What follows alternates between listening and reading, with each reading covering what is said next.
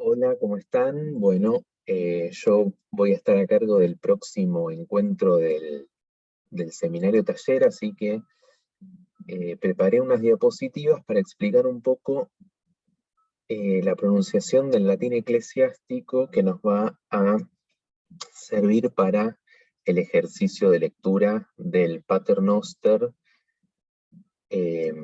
dentro del marco de lo que es la música y el canto en la iglesia medieval, ¿sí? Así que, bueno, vamos a ver algunas particularidades porque ya vamos a ver, pero el latín se pronunciaba de manera diferente dependiendo del lugar, además de el ámbito, el registro, etcétera, ¿no?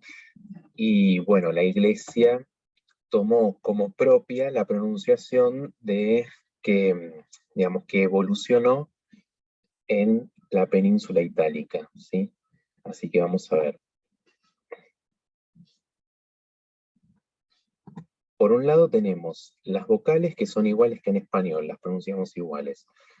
El latín tenía la posibilidad de que fueran largas o breves, pero para el canto no nos interesa porque la, la duración de cada vocal la va a dar la duración de las notas, ¿no? Así que no nos importa eso. En principio tenemos que estas 5 vocales del español se pronuncian, perdón, del latín se pronuncian igual que las 5 del español. Luego tenemos el caso de los diptongos dentro de las vocales. Fíjense que tenemos 2 diptongos, AE, OE, que en el latín eclesiástico se pronuncian E ambas. Entonces, tenemos en el primer caso el ejemplo celum y en el segundo penas. Y bueno, un tercer diptongo que es au, que no cambia la pronunciación, out. Y bueno, la Y, que para nosotros es una consonante, para el latín en realidad es una vocal porque es la grafía latina de una letra griega, y por eso la encontramos en el caso de la palabra Kyrie, que significa Señor en griego, y que la encontramos, por ejemplo, en el Señor ten piedad, que se mantiene la frase en griego, no en latín. Entonces, Kyrie eleison sería Señor ten piedad.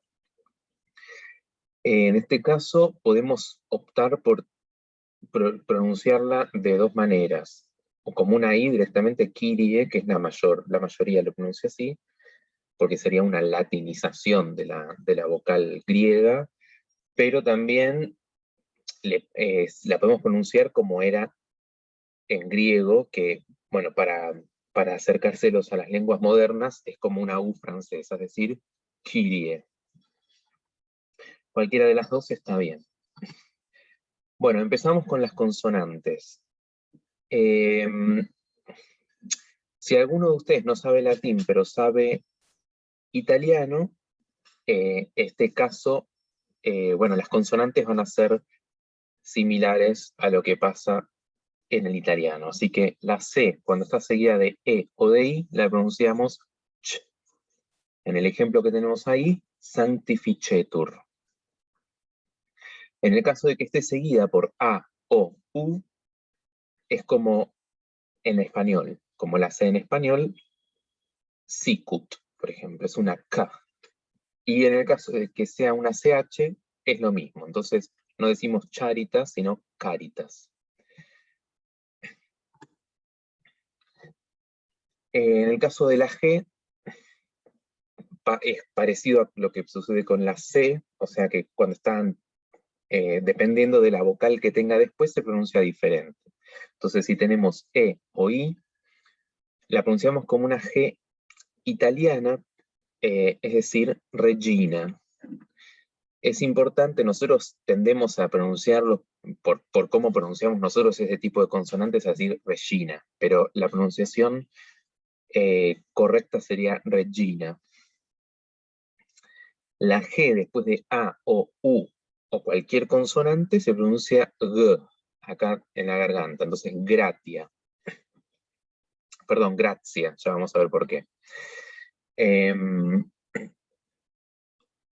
y bueno, la GN es como en italiano una ñ, entonces decimos regnum.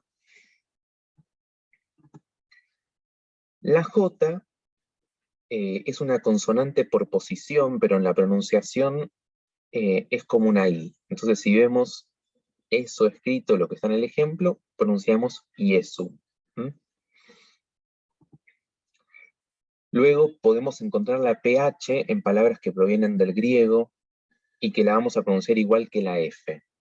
Así que si vemos esa palabra, decimos profeta. La Q siempre viene con una U, ¿no? Como en español. Pero en el caso, a diferencia del español, en latín siempre pronunciamos esa U. Es decir, acá, bueno, después le sigue una O, entonces decimos quotidianum. Si le siguiera una I, por ejemplo, QUI, no diríamos qui, diríamos, como pronunciaríamos en español, diríamos qui. Siempre se pronuncia esa U. La R, también como en italiano, al principio de palabra, por más que sea simple, perdón, quiero decir, siempre que sea simple se pronuncia R, ¿no? Por más que esté a principio de palabra. Entonces, broma, no decimos Roma. Y solamente decimos R cuando está doble, como en el caso de terra. Luego tenemos la T. La T más cualquier consonante o vocal es como una T nuestra, ¿no? Terra, per transivit, etc. Pero si la T está seguida de una I y de otra vocal, se pronuncia como una Z italiana, es decir, tentationem o grazia. Así. Y bueno, también podemos encontrar en algunas palabras, pocas, pero hay también provenientes del griego, una TH. Entonces, pero la H no se pronuncia, la pronunciamos como una T. Thalamus, por ejemplo.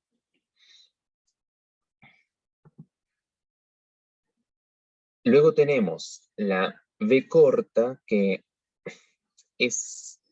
era una U para el latín clásico, pero en el latín eclesiástico se pronuncia como la V corta italiana. Esto vale aclararlo porque nosotros en español no hacemos diferencia entre la V larga y la V corta. Si bien cuando estamos en la primaria capaz nos enseñan, ¿no? Que no es lo mismo decir barco que vaca, te dicen, pero en la realidad uno nunca pronuncia así la V corta. Entonces es importante que sí lo hagamos en este caso, porque no es voluntas, es voluntas. La V tiene que ser con los dientes de arriba sobre el labio de abajo. Y va a tender a sonar casi como una F, voluntas. Luego la Z no aparece mucho, también es de palabras que provienen del griego, y es como una Z italiana, lo mismo que si fuera la TI que vimos antes, entonces es celus. Bueno, hasta ahora lo que solamente les comenté los sonidos, las consonantes que son diferentes de cómo la pronunciaríamos en español. ¿Sí? El resto se pronuncia igual, no tiene ninguna, no hacía falta que habláramos de la F, por ejemplo, que es F, punto. Y bueno, este es el texto con el que vamos a trabajar en la clase. Para que lo puedan escuchar, no lo voy a cantar en este caso, lo vamos a cantar en la clase, pero se los voy a leer con la pronunciación eclesiástica para que los que quieran lo puedan ir viendo y aprendiendo antes de nuestro encuentro. Bueno, y espero que el que quiera aprenderlo, que lo pueda repetir y repetir el video y así ir pronunciándolo cada vez mejor.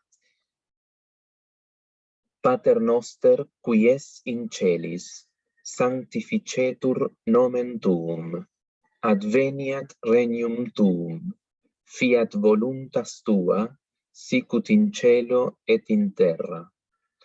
Panem nostrum quotidianum da nobis hodie, et dimitte nobis debita nostra, sicut et nos dimittimus debitoribus nostris, et ne nos inducas in tentationem, sed liberanos a malo. Así que bueno, nos vemos en el próximo encuentro.